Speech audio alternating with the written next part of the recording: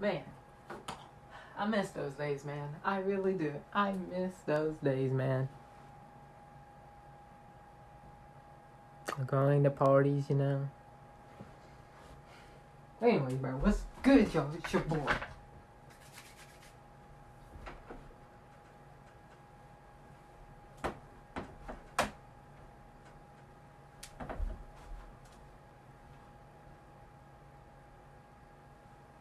J-Rex. And today, we're on a different channel today, bro. We're on a different channel.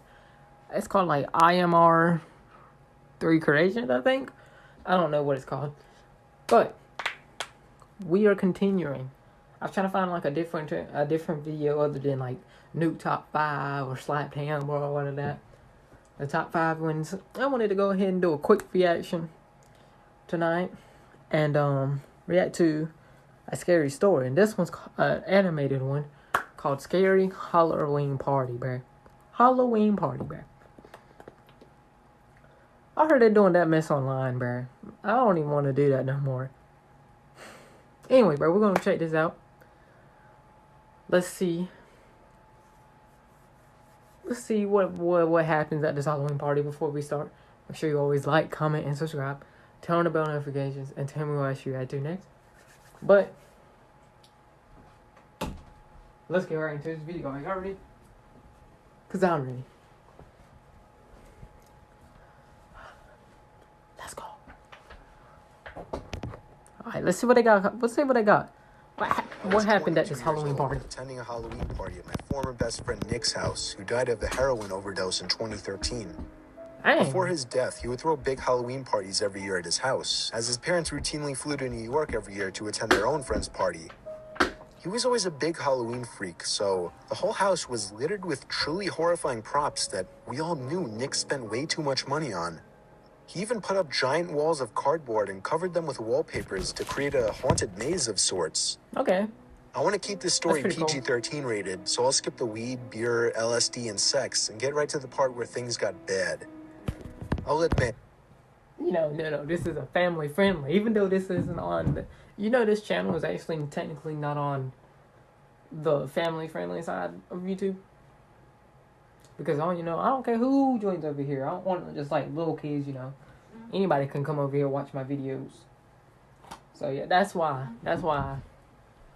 it don't be. That's why I can't see the comment section. I'm gonna have to go to YouTube Studios and see the comment section. We weren't in our right minds. None of us were. Anyone who came to Nick's parties knew what went down. Me, Nick, and a few other guys, Vinny G, Joey, and Q, were upstairs in Nick's room smoking a bong when we heard 2 steady, loud bangs come from downstairs. Nick clumsily but panickingly rushed to open the door and see what was going on. Okay. There were sounds of screaming of both guys and girls. I remember quite clearly it sounded... Yeah, both guys and girls. You know what they were saying a while ago, right? I'm just saying. Maybe this isn't scary at all. People screaming for their lives down there. We all called Nick to come back in and shut the door. Even under the influence of drugs, we all knew what was going on. Okay. Nick ran back inside and shut the door quickly but also quietly, locking it behind him.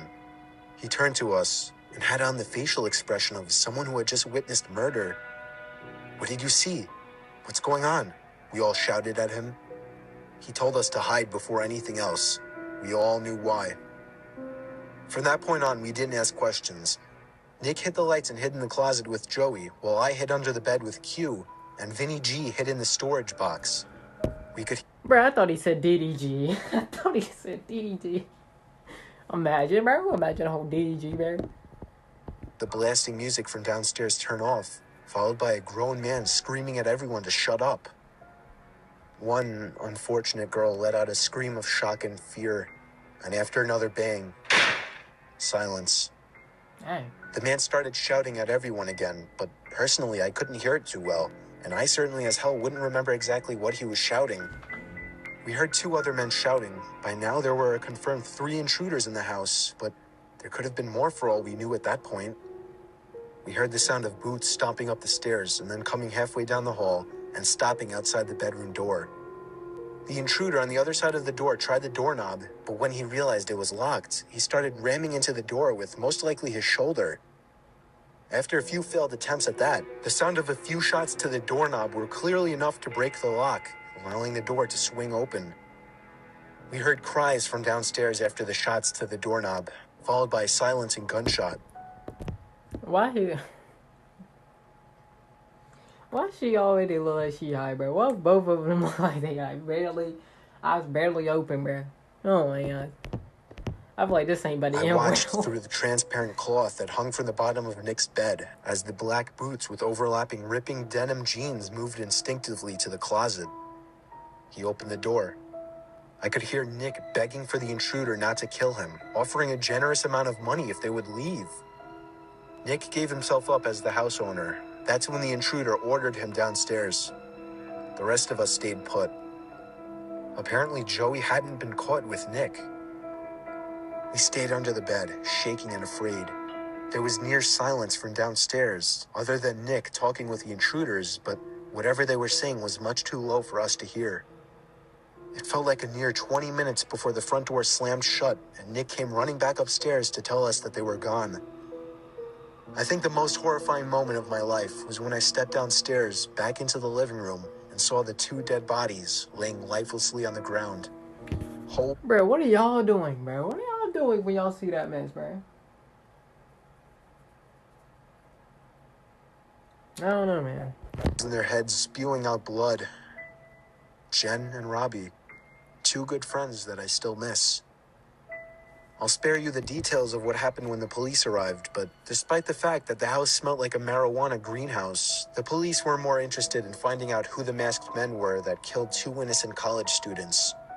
Oh yeah, Nicky told the four of us who were hiding in his room that there were 4 intruders in total, all wearing fedoras, masks, coats, and gloves.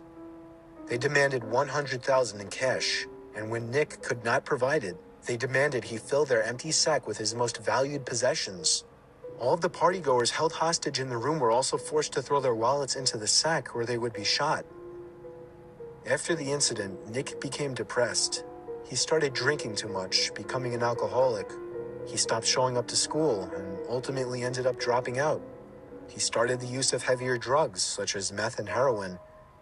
I had one good talk with him since the incident, and he was more real during this talk than he had ever been. He told me, with tears rolling down his cheeks, he lived in constant pain, knowing he caused the death of 2 of his best friends. Nick died of a heroin overdose in July of 2013, not even a year after the incident. Dang.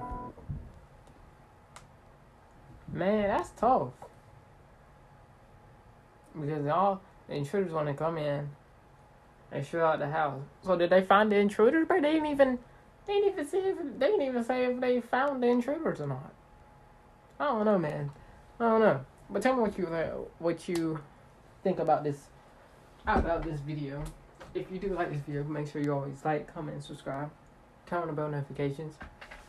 And tell me what I should react to next. And yeah, I'll see you on the next video. Peace.